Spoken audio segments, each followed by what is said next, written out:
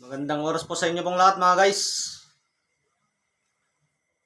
Bale, ngayon na naman po tayong nag-vlog mga guys kasi busy po tayo sa mga nakaraang araw po. Meron akong good news sa inyong lahat mga guys. May good news po ako. Kasi meron akong isang kaibigan na pinili din ng ating Diyos Ama. Siya din po ay nanggagamot mga guys, nanggagamot. Pinili po siya ng ating Diyos Ama. Bakit po siya pinili? Kasi sa panggagamot mga guys, merong pinili, merong nag-aral, merong tumanggap. Yan. Yung tumanggap mga guys, kahit pinili ka ng ating Diyos Ama, kahit pinili niya yung isang tao, kung hindi niya po tinanggap, halimbawa, nagme-mensahe yung ating Diyos Ama sa isang tao na sinasabi niya yung mga nakakagamot ng mga herbal o kung anong klaseng nakakagamot. Tapos hindi naman niya ginagawa, ay hindi niya po yun tinanggap mga guys, hindi niya po tinanggap. Yun po yung sinasabi kong may tumanggap, merong pinili, merong nag-aral. Yan. Kaya good news itong sasabihin ko ngayon mga guys, good news po, napakaganda. Kasi meron akong isang kaibigan na pinili ng ating Diyos Ama. Bakit po siya pinili mga guys? Kasi lagi pong nagme-mensahe ang ating Diyos Ama mga guys sa kanya. Laging nagme-mensahe. At ang ating mahal na Inang Birheng Maria, yan, laging nagme-mensahe sa kanya po mga guys. Kaya po siya pinili. At siya din po ay nanggagamot mga guys. Yun po yung ating kaibigan. Ang good news po sa kanya mga guys, ang good news po na pinarating niya sa akin, yung sasabihin ko po sa inyo, ay nagmensahe po sa kanya mga guys. Unang-una, noon, nagmensahe ang ating mahal na Birheng Maria sa kanya. Nagmensahe na meron siyang ipinapatigil na ginagawa ko. Pinapatigil ng ating mahal na Birheng Maria na isang bagay na ginagawa ko. Kaya ngayon mga guys, sinunod ko yung mensahe sa kanya ng ating mahal na Birheng Maria na pinaparating sa akin. Yan, sinunod ko po yun mga guys. Kaya ngayon wala na po yung ginagawa kong iyon. Tinupad ko na po. O nangako na po ako na hindi ko na gagawin yun. Yung pinaparating ng ating mahal na Birheng Maria sa atin. Pero yun ay nagmensahe sa ating pinakamatalik na isa nating pinakamatalik na kaibigan. Yan, nagmensahe sa kanya at sinabi niya rin sa akin. Kaya nalaman ko mga guys na yung isang bagay ay na pinaparating sa akin na mensahe ng ating mahal na Birheng Maria ay ginawa ko na mga guys. Ginawa na natin. Sinunod po natin. Kasi mahirap po kapag hindi po natin sundin Baka alam niyo na mga guys, kapag ang ating mahal na Birheng Maria ang nagmensahe sa atin o ang ating Diyos Ama at hindi natin sinunod, alam niyo na po yung mangyayari mga guys. Kasi nangyari yan sa nakasulat sa Bible o Biblia po. Nagmensahe sa kanyang ating Diyos Ama at sinabi niya sa mga tao, hindi nila tinupad. Anong nangyari sa kanila? Yan. Kalunos-lunos o kahirapan po yung sinapit nila mga guys. Kahirapan. Kaya ngayon mga guys ay maraming salamat at ipinarating po sa atin ng ating isang matalik na kaibigan po natin. Ang mensahe ng ating mahal na Birheng Maria, kaya sinunod ko po mga guys. Sinunod po natin. Ngayong taon na naman daw mga guys, ngayong taon 2024, napakaswerte po natin mga guys kasi nagmensahe na naman ang ating mahal na Diyos Ama sa kanya. Mahal na ating Diyos Ama. Ang ating Diyos Ama, nagmensahe sa kanya po, ang isang nating matalik na kaibigan. Sinabi niya sa mahal na inang kalikasan, ang ating Diyos Ama, sinabi niya sa ating mahal na inang kalikasan at ipinarating niya sa ating kaibigan ang mensahe. Nagising siya mga madaling araw mga guys, nagmensahe. Ipinarating niya sa atin ang mensahe ng ating mahal na Diyos Ama. Ngunit ang nagsalita na mga guys sa kanya ay ang ating mahal na inang kalikasan. Nagsalita na sa kanya. Ipinarating na sa kanya. Yan. Ang sinabi sa atin mga guys ay tayo daw yung inatasan mga guys. Inatasan na gagawa ng malulupit na pangproteksyon. Inatasan niya mga guys. Sabi niya sa akin sa video call, ang aking isang pinakamatalik kong kaibigan, sabi niya sa akin, "Bro, may mensahe na ipinaparating sa iyo ng ating mahal na inang kalikasan." Sinabi yun ng ating Diyos Ama sa kanya at ipinarating sa akin ang ating mahal na inang kalikasan. Ganito daw ang gagawin mo. Sabi niya sa akin mga guys. Ipinarating na sa kanya. Sabihin mo sa kaibigan mong si Ronald, sabi niya mga guys. Wala nang ibang kaibigan yon na kundi ako. Pangalan natin na Ronald. Sabihin mo sa kanya na siya ang naatasan na gagawa ng malulupit na pangproteksyon. Sabi niya mga guys, ang ating mahal na inang kalikasan. Ang gagawin mo, sabi niya sa akin, ang gagawin mo bro ay kukuha ka ng 7 materyales, sabi niya. 7 materyales, pagsamasamahin ko daw. Kung ano yung mahahanap natin na mahihirap o pinakamahirap na mahanap na galing sa kalikasan. Pagsamasamahin ko po yung 7 na yun, 7. Pero sa Biyernes Santo, meron ng isang malupit. Meron akong kukunin sa Biyernes Santo. Isang napakalupit po yun. Siguro sa buong Pilipinas o buong mundo, wala po yun mga guys. Kaya yun po yung isang kukunin natin. Yun po yung isang sangkap na pang-proteksyon. Pagsamasamahin ko daw yung 7 mga guys, 7 na materyales. Parang may 7 kapangyarihan o, tignan nyo. Pagsamasamahin ko daw yung 7 materyales, ilalagay ko daw po sa isang lalagyan. Yan. Tapos syempre, ano na yun, ay pagdasal po natin sa ating Diyos Ama para malupit po. Tapos ipapabless ko. Bukod sa i-bless po natin, magpagamit po tayong instrumento, mag-bless sa ano na yun, materialis na yun o pang protection na yun. Tapos ipapabless po natin sa ano pa, meron pa, pagkatapos na bless po yun, ipapabless ko pa sa aking kaibigan na isang pare. Yan. Kilala sa buong mundo. Yan po yung kaibigan natin pare mga guys.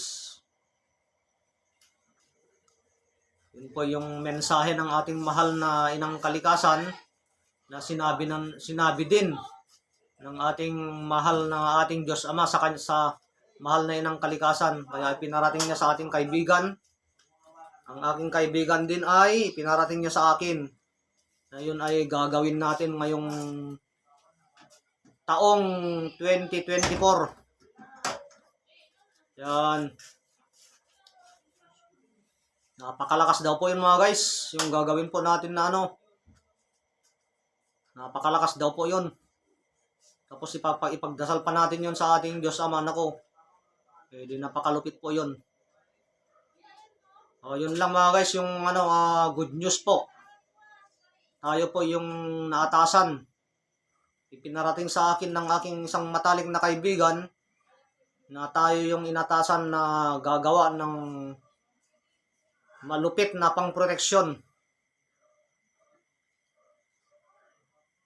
Yan mga guys, tayo yung naatasan ayon sa mensahe ng ating mahal na inang kalikasan. Wala tayong magagawa kung tayo yung naatasan. Sila po yung pumili sa atin eh. Yan mga guys. Okay mga guys, maraming salamat po sa inyo pong lahat mga guys Yun lamang po yung good news ko po sa inyo. Bale, pinapagawa po ako ng ating mahal na inang kalikasan na mensahe din sa kanya ng ating Diyos Ama sa kanya. Ipinaparating lang sa akin. Pero sinabi niya sa aking kaibigan yun. Kasi nagme-mensahe sa kanya ang ating mahal na Diyos Ama, mahal na inang Birheng Maria. Yan, nagme-mensahe po sa kanya. Ngayon, nagmensahe ang mahal na ating Diyos Ama na sinabi niya sa mahal na inang kalikasan sa ating kaibigan. Tapos ipinarating din sa akin ng aking matalik na kaibigan. Yan. Yan mga guys, tayo po yung naatasan mga guys. Napakaswerte po natin. Napakaswerte po natin. Tayo yung naatasan na gagawa ng ano. Napakalupit na pangproteksyon na galing sa kalikasan. Ngayong 2024. Yan. Yan mga guys. Okay mga guys, maraming salamat po sa inyo pong lahat mga guys Yun po yung gagawin po natin. Pagsama-samahin ko daw po yung 7 materyales na napakahirap mahanap. Pagsama-samahin ko daw po mga guys, napakahirap po mahanap yun. Pero meron na akong kukunin sa Biyernes Santo. Mahal na araw. Isang sangkap lang po yun. Pero napakalupit. Napakalupit. Ikwento ko lang po sa inyo saglit mga guys Ikwento ko lang. Yung isang puno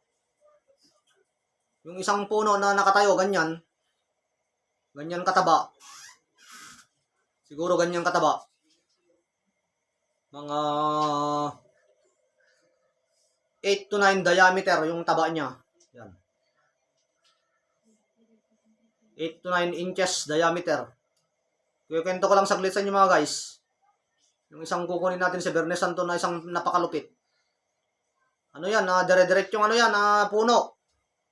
Tapos yung sanga niya sa taas, gumanon. Sanga niya. Ganito ka ano yun, kabilog. Ano naman yun, mga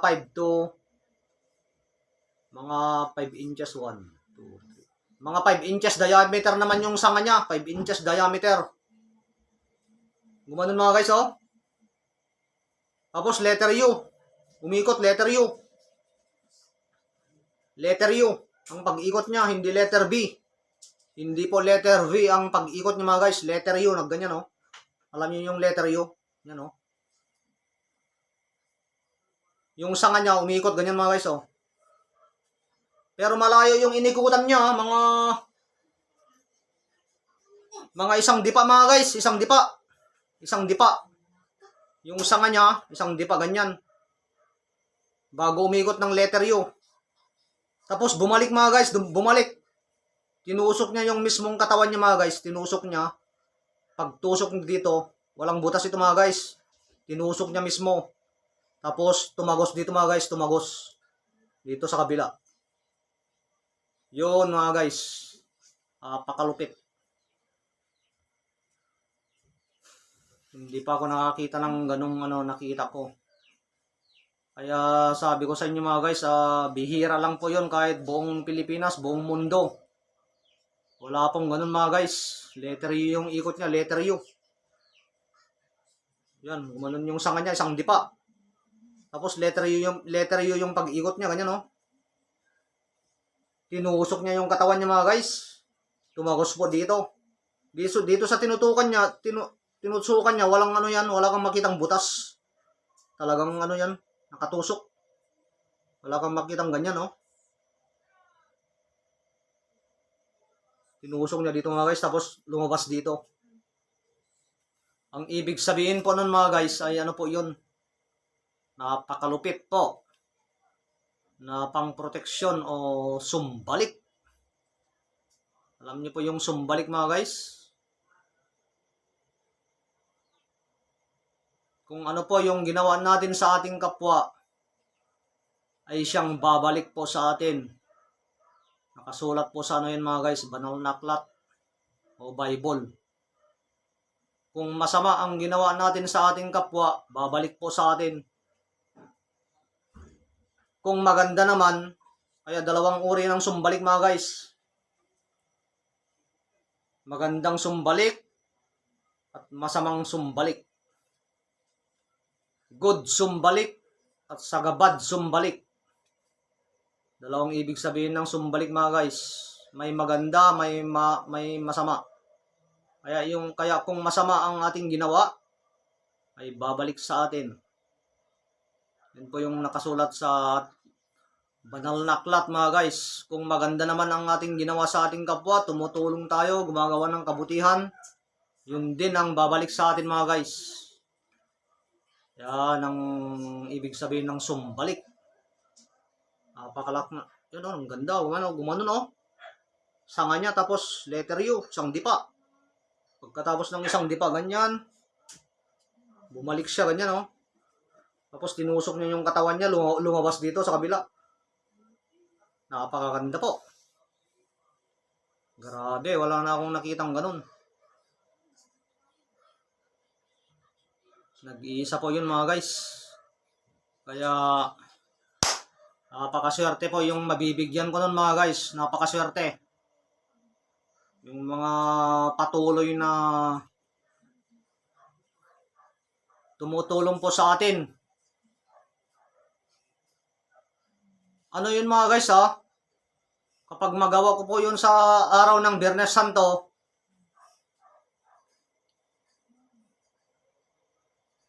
ano lang yun mga guys,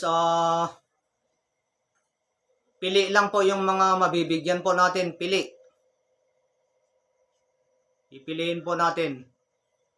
Yung laging tumutulong sa atin mga guys, laging tumutulong. Alam nyo na po yun mga guys, yung mga sarili nyo po. Yung mga laging tumatangkilik sa aking YouTube channel. O laging naglilimos sa atin o tumutulong. Laging kumukuha ng ating gamit. Hanggang ngayon. Yun po yung bibigyan ko mga guys. Pero walang limos yun ha. Libre po yun. Halimbawa, kumuha po kayo ng pampaswerte sa akin. Halimbawa, pampaswerte. Sabi nyo sa akin, Bro, Ronald, kukuha ako ng pampaswerte mo. Magkano limos? O, sabihin ko sa inyo yung limos. Tapos, isasama ko na rin yung gagawin kong ganun. Isasama ko. Eto bro, libre ito ha. Para sa'yo ito. Yan. Pero pinipili ko lang po yung mga guys ha. Hindi po lahat-lahat ha. Kasi meron po yung isang beses lang kumuha, 2 beses, ganun. Meron din po yung lagi-lagi kumukuha sa akin. Lagi-lagi. Isa na po yung yung tumulong sa akin nung Christmas. 'Di ba nagparapol pa tayo ng Christmas hanggang nagparapol po tayo, 'yon. Isa na po 'yun mga guys. Lahat po ng tumulong sa akin doon ay 'yun po yung mabibigyan ko. Mabibigyan ko kayo kahit napakaliit na ganyan mga guys, oh. Napakalakas 'yun. Kasi Biyernes Santo ko kukunin mga guys. Mahal na araw. Mismong araw ng Biyernes Santo. Kaya napakaswerte po yung mabibigyan po nun mga guys. Napakaswerte. Pinipili ko lang po yung mga bibigyan po natin yung mga guys ha. Yung laging po sa atin. Naglilimos. Okay mga guys. Sinabi ko na lang po ikunento ko lang po yung ano natin mga guys, pinapagawa po natin, ipinapagawa po sa atin ng ating mahal na inang kalikasan. Yan. Ikunento ko lang po sa inyo. Okay mga guys, maraming salamat po sa inyo pong lahat mga guys. Laging sumusuporta sa aking YouTube channel. At laging tumutulong sa atin mga guys. Maraming salamat po sa inyo pong lahat mga guys. God bless you all po.